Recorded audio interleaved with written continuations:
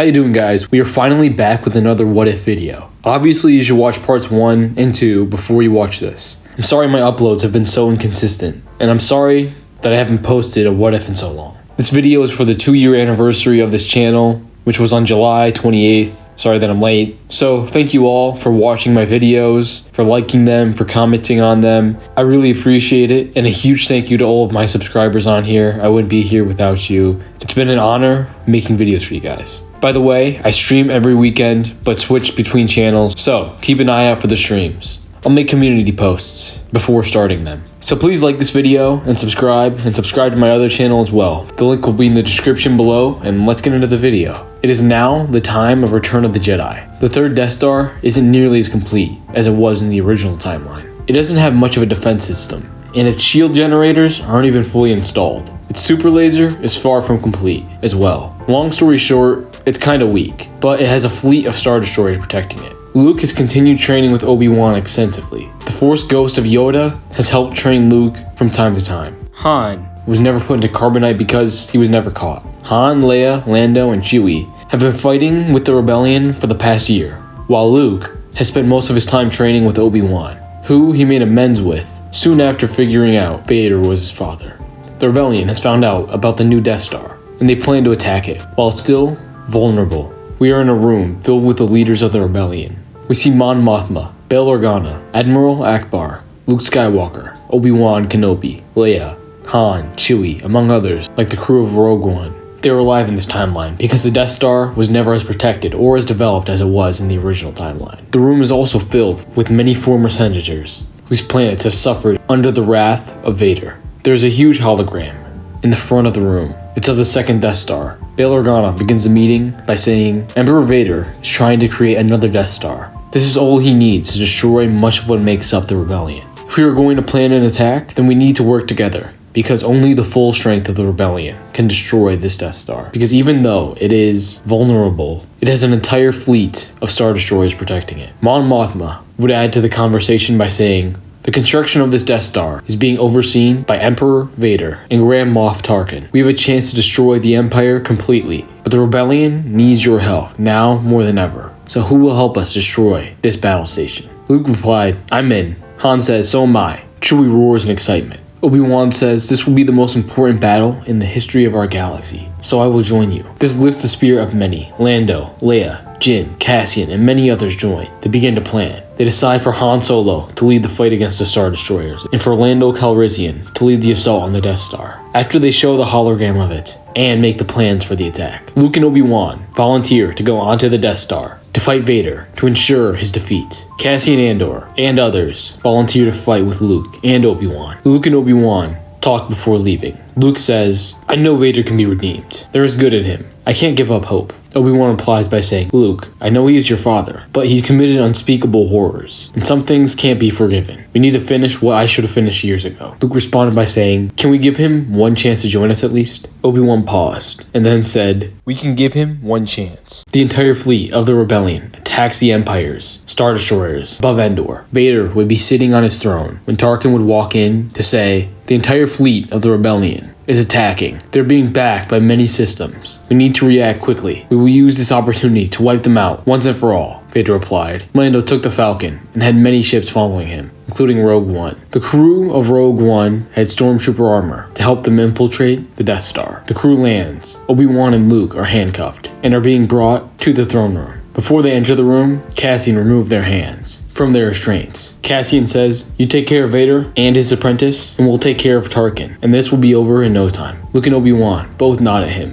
and Obi-Wan says, may the Force be with you, always. And he and Luke enter the throne room. Outside the Death Star, the Falcon and other ships that would assault the Death Star attack the Star Destroyers guarding it before making their move on the Death Star. Every Star Destroyer was taken off guard, and the rebellion was doing very well in the battle. Luke and Obi-Wan look at Vader, sitting on the Emperor's throne with the Grand Inquisitor at his side. Luke approaches the throne and says, Father, I know there's good in you. I felt it. Sidious isn't here anymore. Nobody is making you stay in the dark. We're here to give you a chance to turn the galaxy around. Let the Death Star be destroyed. Let all the systems of the galaxy be free and return to the light. So will you join us, Father? Vader pauses, then replies by saying, it's too late for me, my son. There is no turning back now. It is you who must make a choice. Join me or die. alongside your pathetic master. Luke replies, I thought you could change. I guess I was wrong. Luke grabs his lightsaber from his belt and ignites its emerald green blade. Obi-Wan ignites his royal blue blade and approaches the throne. At last, we will finish our fight, Vader said as he ignited his crimson blade. The Grand Inquisitor ignited his blades as well. The hum of their lightsabers filled the room. Luke ran towards the Grand Inquisitor, smashing his blade against the blade of the Grand Inquisitor, pushing it into the ground. Vader walks towards Obi-Wan and immediately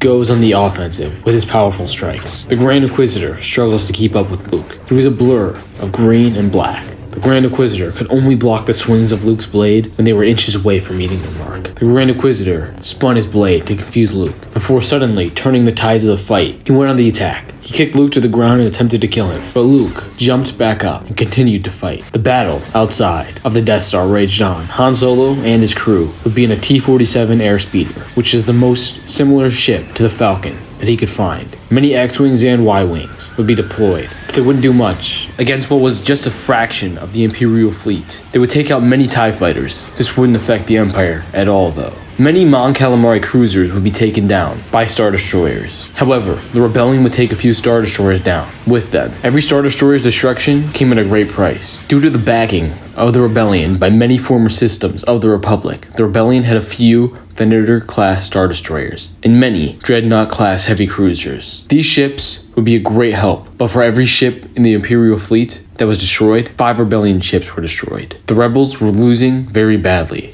The longer the battle went on, the worse it would be for them. Lando would realize that the time had come and would begin the assault on the Death Star. Cassian Andor and the crew of Rogue One and a few other rebel fighters break into Tarkin's office. He looks at them and smiles and says, "Guards, take care of our guests." 2 royal guards attack them, killing the other rebel fighters in the blink of an eye. They would shoot at the guards, who would block their shots with their electric staffs before they continued to advance towards them. Obi-Wan grew profusely tired. He had been on the back pedal this whole fight. Obi-Wan backs away slowly from Vader, who throws a chair at him and force pushes him into a wall. He then force chokes Obi-Wan for a brief moment before Kenobi breaks out of it, sending a wave of force energy at Vader, who falls a few feet back. They continue their duel. Vader used his strong cybernetics and slammed his blade down against Kenobi's. Their blades clashed and clashed again until they began a blade lock. Kenobi looked up at his long-lost friend and realized how far he had fallen. He then looked over at Luke, easily outclassing the Grand Inquisitor, and acknowledged how much he had risen and grown, and he smiled. He pushes his blade forward with the strength Vader hasn't seen from him in years. He holds his blade up and closes his eyes, and Vader cuts him down. Luke sees this and yells, "No!" The Grand Inquisitor laughs. Luke force chokes him and throws him into a wall. He then walks quickly towards Vader and begins to run at him. He then jumps and kicks him down a flight of stairs. Vader lands, but stumbles back a bit. Luke force pushes him into a pole, and Vader drops his saber. Vader rips off pieces of the walls and throws them at Luke. Luke cuts one piece in half and is hit by the other. Luke tears the outside of the walls and throws them at Vader. Vader's pushed through the pole and lays on the ground. He begins to recover, but Luke advances towards him. Quickly, he holds Vader in the air. Vader's rendered nearly helpless, but he notices Luke's anger taking control of him.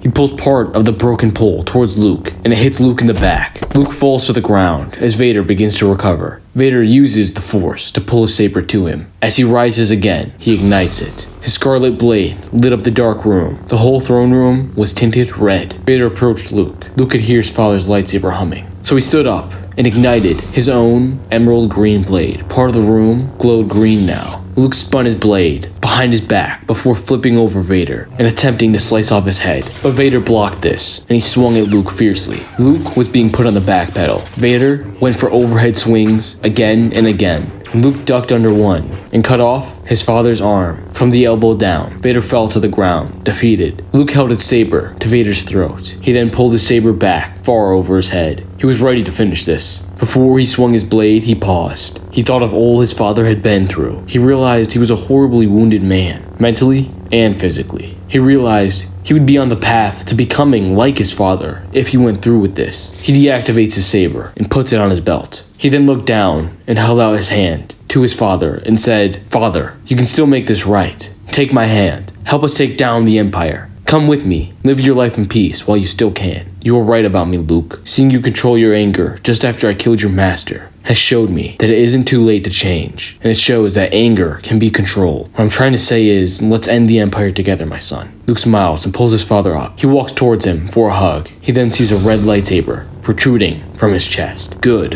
very good, my boy. You made one mistake. You showed mercy to the Grand Inquisitor as he pulled his lightsaber out of the chest of Vader. I won't join you, said Luke as he activates his saber once again. The Grand Inquisitor jumps high in the air at Luke, and Luke slides under him and cuts off both of his legs and cuts off his head. Luke grabbed his father's body and left. Just before he left on the ship he found, Vader would say, Luke, take off my helmet. I want to see you with my own eyes. But you'll die. I can't lose you. You haven't even met your daughter. Son, nothing will change that now. Once I transcend into the Force, I will visit you both. Luke takes off his father's helmet as his father smiled and told him to go just before he slipped into the Force. Luke saw the crew of Rogue One, battered and bruised, making an escape. Lando makes a bullseye shot on the Death Star. It explodes, taking out some Imperial ships with it. Without the Death Star, the Imperial fleet falls into disarray, and the rebellion overcomes the massive fleet, and the rest of the story goes the same. I hope you guys enjoyed this video. It's been a long time coming. I'm sorry for the lack of uploads. This could possibly get a part 4 someday, but I'd like to do some part 2s and 3s of some of my other what ifs. I'm also looking forward to making some brand new ones as well. Anyways, tell me your thoughts on this video in the comments down below,